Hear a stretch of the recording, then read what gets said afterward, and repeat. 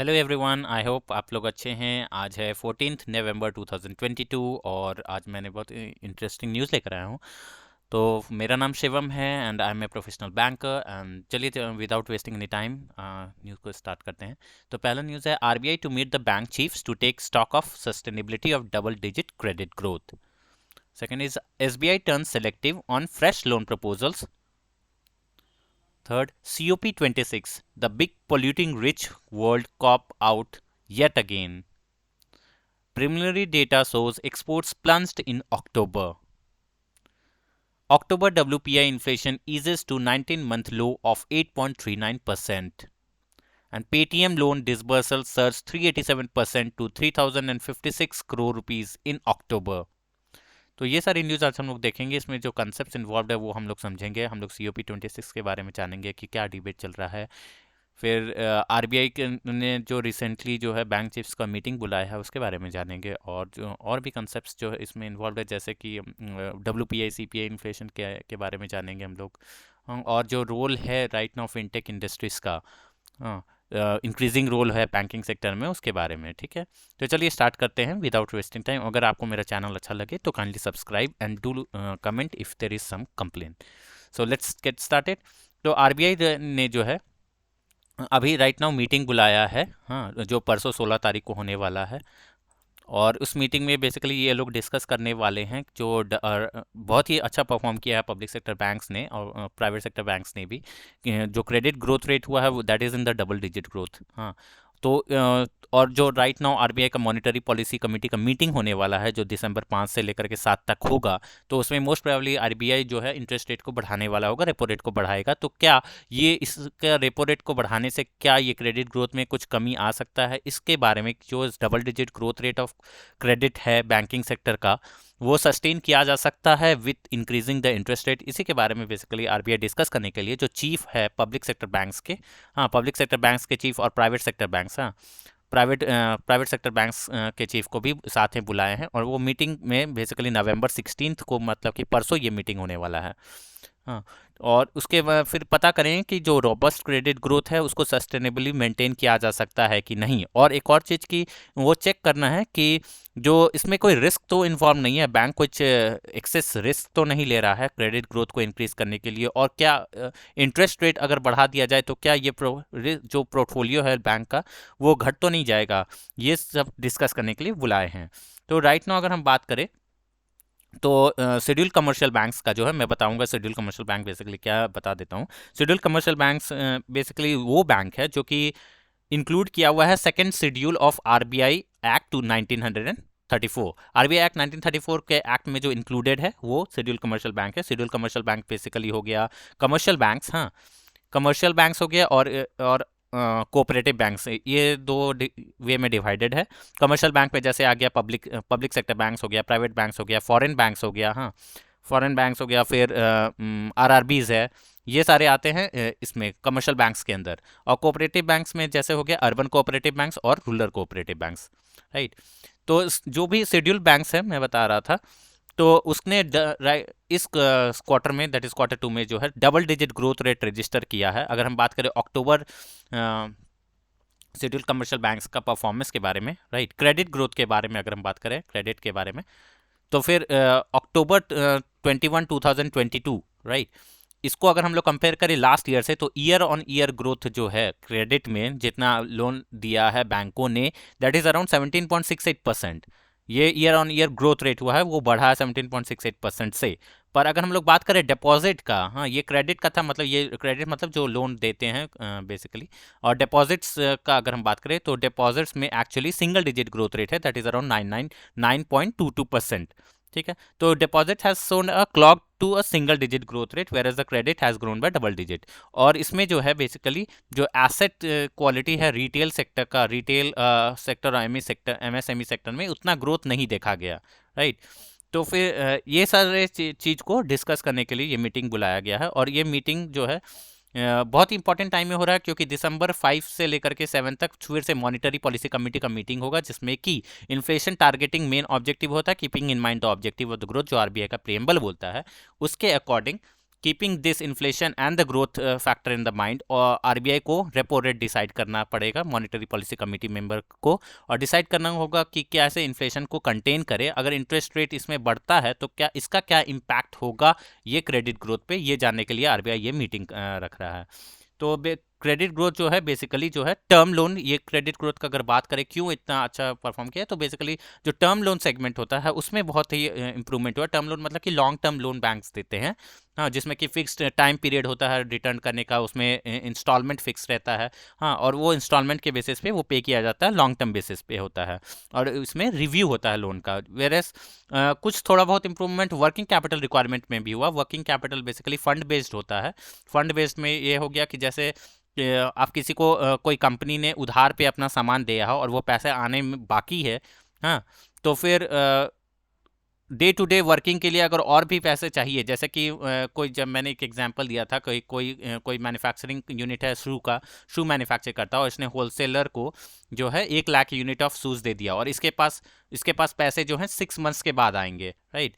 पर इसके पास अचानक से फिर 5 लाख शूज़ का ऑर्डर आ गया, तो अब ये तो पैसे तो इसके पास 6 मंथ्स के बाद आएंगे ये मैन्युफैक्चरर को, तो इसे पैसे चाहिए 5 लाख शूज़ मैन्युफैक्चर के लिए, तो ये बैंक के पास जाता है और वर्किंग कैपिटल रिक्वायरमेंट जो वर्किंग कैपिटल लोन लेता है, जो कि फंड बेस्ड होता है, ठीक।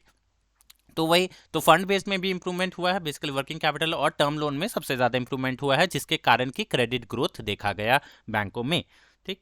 और इस मीटिंग में बेसिकली जो है सिर्फ ये तो डिस्कस हो गए, साथ में आरबीआई ये जो 75 डिजिटल बैंकिंग यूनिट सेटअप किया गया था, हाँ, मोदी गवर्नमेंट ने लॉन्च किया था ऑन द 75th इंडिपेंडेंस में।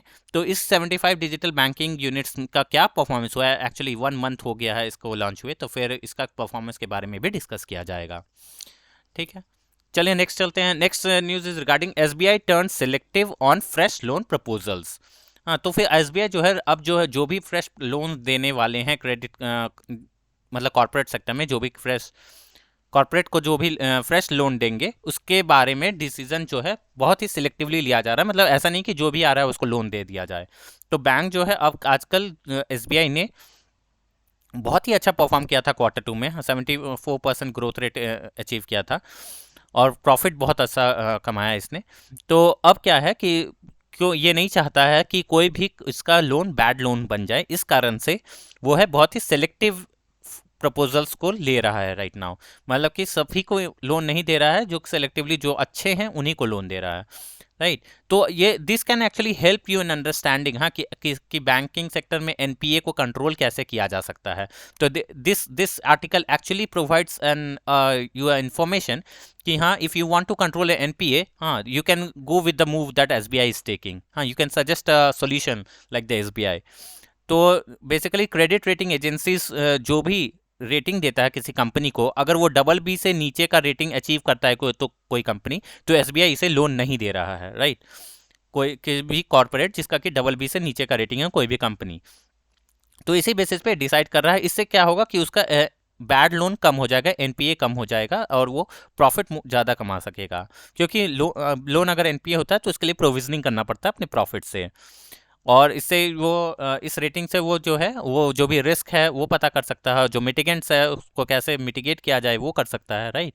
तो कंपनीज जो है रीफाइनेंस चाह रहा है, एक्स्ट्रा लोन चाह रहा है, या फिर अपना लिमिट को बढ़ाना चाह रहा है, लोन का लिमिट को बढ़ाना चाह रहा है, एनहांसमेंट जैसे बोलते हैं, एनहांसमेंट कराना चाह रहा है अपना लोन का प्रपोजल्स, और उसका रेटिंग अगर BBB से नीचे है तो उसे ये एनहांसमेंट फैसिलिटी नहीं दिया जाएगा अकॉर्डिंग टू एसबीआई। और अगर हम एसबीआई का बात करें तो जो एसबीआई का ग्रॉस एनपीए जो है, that was gross NPA was 3.52%। अगर हम प्रोविजनिंग के बाद जो नेट एनपीए आता है, that is gross NPA minus provisioning, that is 0.5%। तो ये बहुत ही अच्छा इंप्रूवमेंट हुआ है Q2 फाइनेंशियल ईयर 23 का ये डेटा है, हाँ, FY23 के अकॉर्डिंग।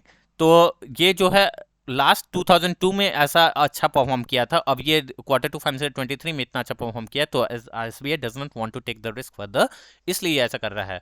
देखिए, कोई भी क्रेडिट रेटिंग एजेंसीज है ना, एक्सटर्नल रेटिंग एजेंसीज, वो इस तरह से रेट करता है, AAA होता है, AA होता है, A होता है, उसके बाद BBB, BB एंड B, उसके बाद आता है C and D, right. D क्या होता है, एनपीए होता है, हाँ। और एसबीआई ये जैसे जैसे ऊपर जाता है, हाँ, ये रेटिंग अच्छा होता जाता है, right. Triple A is the best rating company can have and the worst is the D rating, ठीक। तो फिर एसबीआई ने कहा है कि जो भी डबल बी से या उससे नीचे का रेटिंग है, हाँ, इन कंपनीज को लोन नहीं देगा। It is actually going to give loan to only companies achieving a rate of triple B to triple A, right. तो फिर this is all about the SBI's move.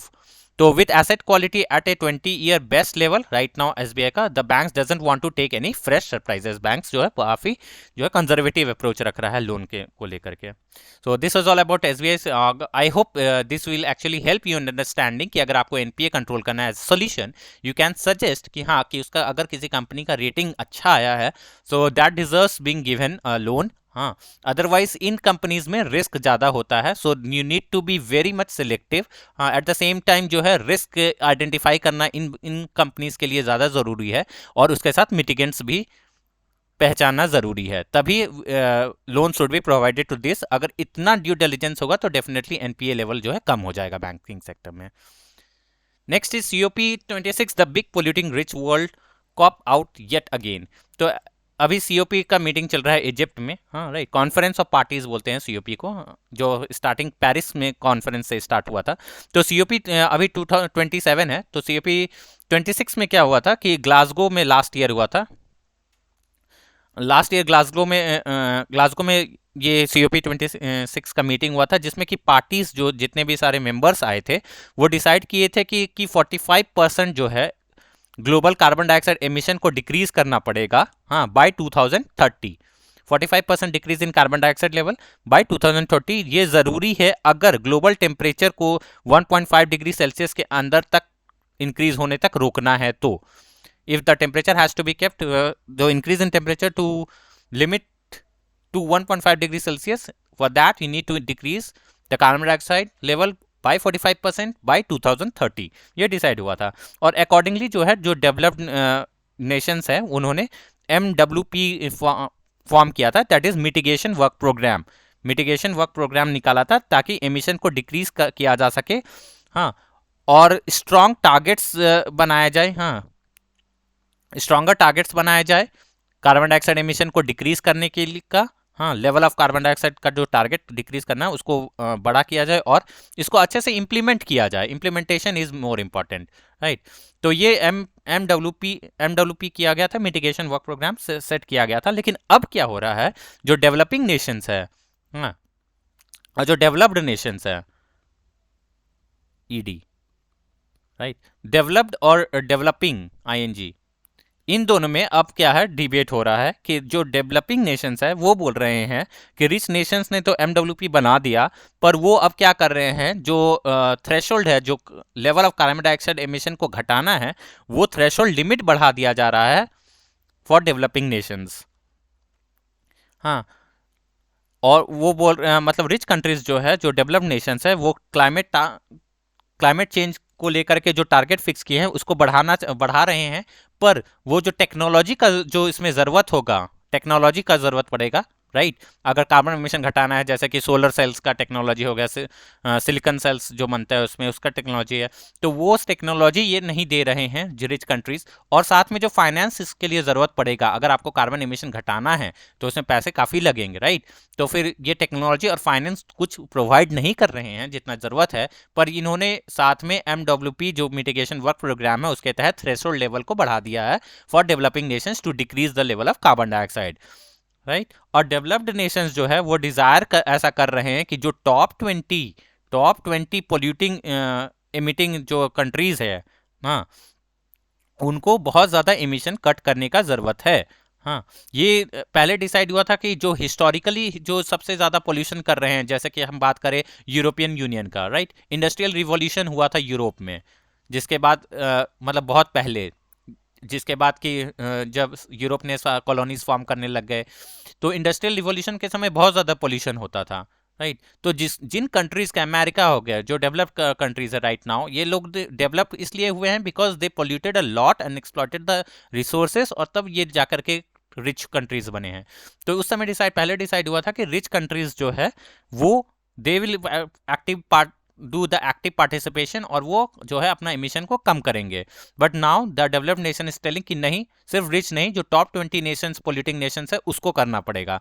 और इन टॉप 20 नेशंस में China और India दोनों आता है। तो of course we will, और ये दोनों हैव ए मैक्सिमम पॉपुलेशन, तो definitely will be having a problem with this, क्योंकि ये लोग ऑलरेडी पोल्यूट करके रिच हो चुके हैं एंड अब हमें बोल रहे हैं कि नहीं, हमें पोल्यूशन नहीं करना है क्योंकि we come in the top 20 nations, जो कि टॉप 20 पोल्यूटिंग कंट्रीज है।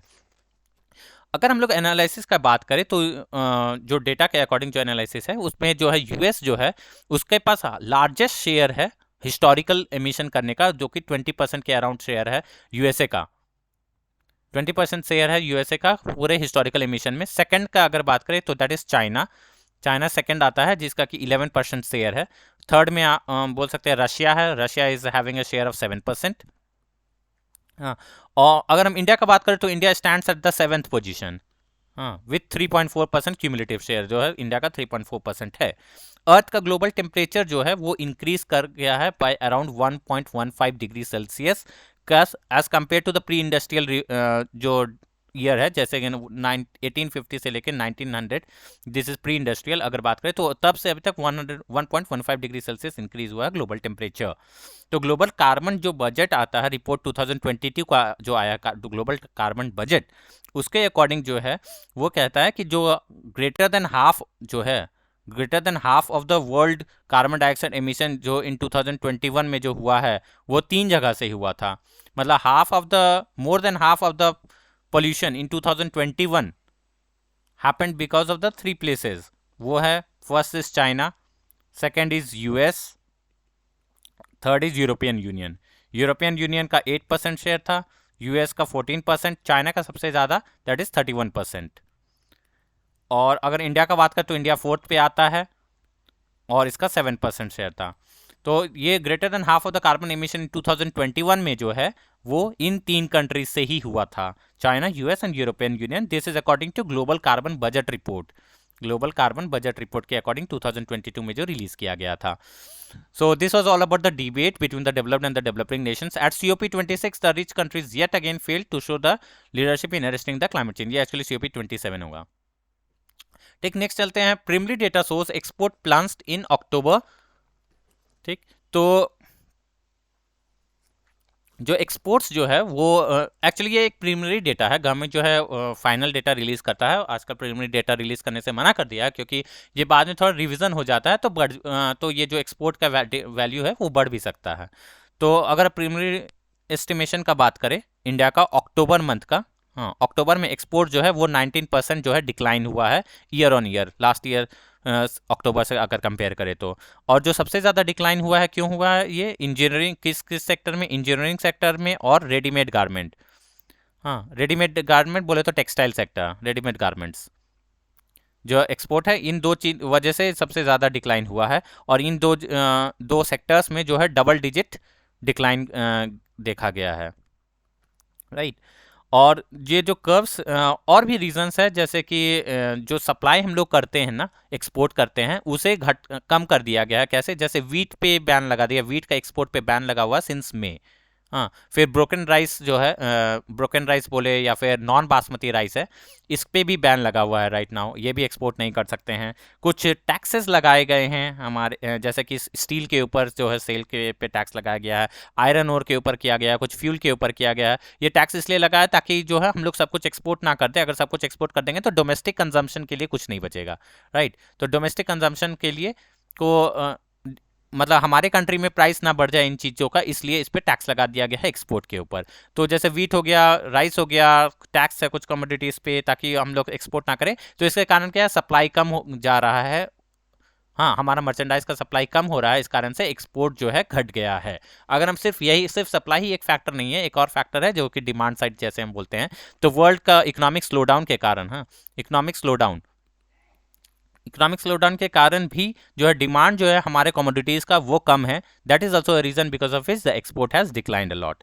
तो इसका सॉल्यूशंस क्या हो सकता है? सॉल्यूशन ये हो सकता है कि जो हम लोग यहाँ जो रेस्ट्रिक्शंस लगा रहे हैं इसको घटाया दिया जाए, कुछ मिडिल पाथ लाया जाए, जो ये जो टैक्स हम लोग लगा रहे हैं उसे कम कर दिया जाए, या फिर कुछ इंसेंटिव्स दे दिया जाए जिसके कारण कि एक्सपोर्ट बढ़ सके। तो इंसेंटिव कैसे, जैसे जो एक्सपोर्ट पेमेंट का जो होता है ना राइट विंडो, जैसे कोई हम लोग एक्सपोर्ट करते हैं तो उसके जो पैसे आने हो रहते हैं उसका अभी राइट नाउ टाइम पीरियड है 9 मंथ्स तक पैसे आ जाना चाहिए, राइट। तो इसको जो है इस पेमेंट विंडो को अगर हम लोग 15 मंथ्स कर देंगे तो माइट भी हमारा जो एक्सपोर्ट का डिमांड है वो बढ़ जाए। बाहर के जो बायर्स है वो अगर उनको 9 मंथ्स की जगह 15 मंथ का विंडो दे दिया जाए पेमेंट करने के लिए तो हमारा एक्सपोर्ट का डिमांड बढ़ सकता है। सेकेंड हो सकता है कि जैसे सबवेंशन, इंटरेस्ट सबवेंशन स्कीम्स है, हाँ, जो मैन्युफैक्चरिंग सेक्टर को दिया जा सकता है। इंटरेस्ट सबवेंशन स्कीम क्या होता है, जैसे कि एक कोई अगर एग्रीकल्चर वर्कर या फिर स्मॉल मैन्युफैक्चर एमएसएमई वर्कर अगर बैंक के पास जा करके राइट बैंक से पैसे लेता है, राइट बैंक से वर्किंग कैपिटल रिक्वायरमेंट लेता है,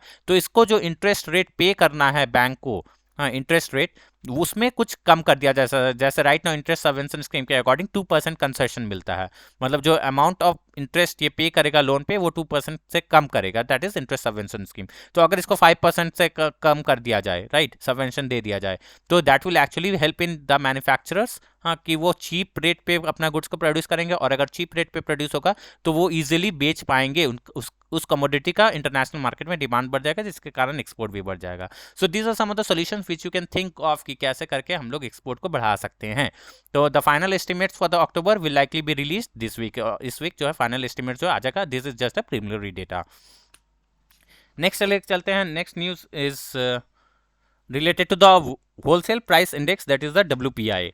हाँ, WPI stands for wholesale price index। तो इसका डेटा जो है रिलीज किया गया, और WPI डेटा के अकॉर्डिंग ये पता चला कि 19 मंथ जो है लो हो गया है 8.39% इन अक्टूबर 2022। अगर अक्टूबर 2021 का बात करें, हाँ अक्टूबर 2021 अक्टूबर 2022, तो दिस इज राइट नाउ 8.39%, और ये जो है दिस वाज 13.83%। तो there is a decline, there is a plunge, right. और ये ऐसा फर्स्ट टाइम हुआ है 19 महीने के बाद कि WPI जो है सिंगल डिजिट में आया। लास्ट टाइम यहाँ देख सकते हो अक्टूबर में डबल डिजिट पे था 13। तो मार्च 2021 में, हाँ मार्च 2021 में it was single digit, that is 7.89। पर इसके बाद ये डबल डिजिट में चला गया फॉर 18 मंथ्स तक, राइट। अप्रैल 2021 से लेकर के सितंबर 2022 तक ये डबल डिजिट में ही रहा। ये 18 महीने तक डबल डिजिट, सितंबर 2022 में जैसे 10.79% था, this is also double digit. पर इस बार अक्टूबर 2022 में it has come to 8.39%, that is single digit growth, single digit में आया, ठीक है। और ये डिक्लाइन क्यों हुआ है, क्यों why it has decline so much? तो ये बेसिकली जो है जो प्राइसेस ऑफ कम होने से हुआ है, डबल होलसेल प्राइस इंडेक्स कम हुआ है, प्राइसेस ऑफ मिनरल ऑयल कम हो गया है, right. Prices of mineral oil कम हुआ, मेटल्स का प्राइस कम हुआ, फैब्रिकेटेड मेटल्स प्रोडक्ट्स का दाम कम हुआ, अदर नॉन मेटेलिक एलिमेंट्स का दाम कम हुआ, राइट, प्रोडक्ट्स का दाम कम हुआ। इस कारण से ये प्राइस जो है घटा है। फूड इन्फ्लेशन का ही अगर हम बात करें, इसमें जैसे होलसेल प्राइस इंडेक्स है, फूड आर्टिकल भी आता है। तो और मैं आपको बता दूं कि होलसेल प्राइस इंडेक्स में फूड आर्टिकल्स का वेट 24.4% रहता है, और अगर सीपीआई का हम लोग बात करें तो वेट अराउंड 39.06% है। CPI is different from WPI। मैं आपको आगे चल के बता दूंगा थोड़ा सा डिफरेंस दोनों में क्या है। तो फूड आर्टिकल्स का वेट WPI में कम होता है कंपेयर टू CPI। तो WPI में जो है जो फूड आर्टिकल्स जो आया है अक्टूबर 2021 और 22 का अगर हम लोग बात करें, अक्टूबर 22, हाँ, तो फूड का ये इट हैज़ कम टू 8.33%, हाँ, और जो लास्ट टाइम था दैट वाज 11.03%। तो देख रहे हैं फूड का भी प्राइस घटा है। वेजिटेबल का अगर हम लोग बात करें, राइट, वेजिटेबल्स का, तो अक्टूबर 2022 में दिस 17.61%, पर हाँ सितंबर में अगर हम लोग देखें तो सितंबर में इट वाज 39.66%। अक्टूबर में it has decrease from 39 to 17% from September. Food उसी तरह फ्यूल एंड पावर का बात करें, फ्यूल एंड पावर बास्केट्स, तो अक्टूबर 2022 में it has come to 23.17%। Manufacturing products का अगर हम लोग देखें तो दिस इज अराउंड 4.42%। तो आप देख सकते हैं क्या क्या कंपोनेंट्स है इसमें। फूड हो गया, हाँ फूड आ गया इसमें, वेजिटेबल्स है, फ्यूल एंड पावर हो गया, फिर मैन्युफैक्चरिंग प्रोडक्ट्स है। तो all these are components of wholesale price index. और इसको हम लोग को पता है कि आरबीआई जो है basically uses CPI data, consumer price index use करता है अपना मॉनिटरी पॉलिसी कमिटी का जो भी पॉलिसी डिसीजंस लेने के लिए। डब्ल्यूपीआई का यूज नहीं करता है। सीपीआई जो है सितंबर मंथ में हमें पता है इट वाज अराउंड 7.4%। हाँ, और डब्ल्यूपीआई आप देख सकते हैं इट इज 8.39%, और सितंबर में इट इज 7.4%। और इन अक्टूबर जो कि रिलीज किया जाएगा, आई थिंक एक दो दिन में अब रिलीज होगा। हाँ, तो डेटा तो उसके अकॉर्डिंग जो है 7% ऐसा कहा जा रहा है, it will be around 7%, inflation has decrease. तो अगर बेसिक डिफरेंस अगर आप बात करोगे कि क्या डिफरेंस है बिटवीन डब्ल्यूपीआई एंड सीपीआई का, तो मैं बता देता हूँ, एक सेकेंड। या तो if you want to know the basic difference, तो डब्ल्यूपीआई इज बेसिकली जो एवरेज होलसेल प्राइस लेता है गुड्स एंड सर्विसेज का बल्क क्वांटिटी में, राइट। बल्क क्वांटिटी में डब्ल्यूपीआई देखता है। और सीपीआई का अगर हम लोग बात करें, हाँ, तो सीपीआई इज बेसिकली जो प्राइस पे करता है कंज्यूमर जो है रिटेल लेवल पे जो पे करता है, दैट इज सीपीआई। डब्ल्यूपीआई को जो पब्लिश करता है वो है ऑफिस ऑफ इकोनॉमिक एडवाइजर। हाँ, इकोनॉमिक एडवाइजर जो मिनिस्ट्री ऑफ कॉमर्स होता है, मिनिस्ट्री ऑफ कॉमर्स।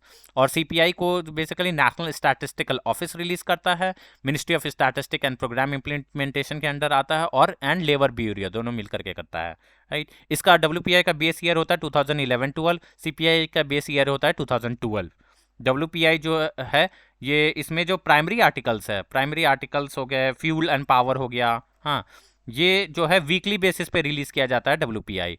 और जो ओवरऑल इंडेक्स है वो मंथली बेसिस पे आता है, राइट। और सीपीआई जो है ये मंथली बेसिस पे कैलकुलेट होता है। इसमें अगर नंबर ऑफ गुड्स का बात करें, राइट, नंबर ऑफ गुड्स का डब्ल्यूपीआई और सीपीआई का अगर हम लोग नंबर ऑफ गुड्स का बात करें, तो डब्ल्यूपीआई में जो है around 697, you can remember 697 goods आते हैं। सीपीआई में जो है रूरल और अर्बन के लिए अलग अलग होता है। हाँ, रूरल के लिए होता है अराउंड 448 गुड्स एंड सर्विसेज, और इसमें 460। डब्ल्यूपीआई में जो है सर्विसेज नहीं आता है, सिर्फ गुड्स आता है, राइट। ये this is very important thing. और सीपीआई में जो है गुड्स एंड सर्विसेज दोनों आते हैं, ये आपको याद रखना है।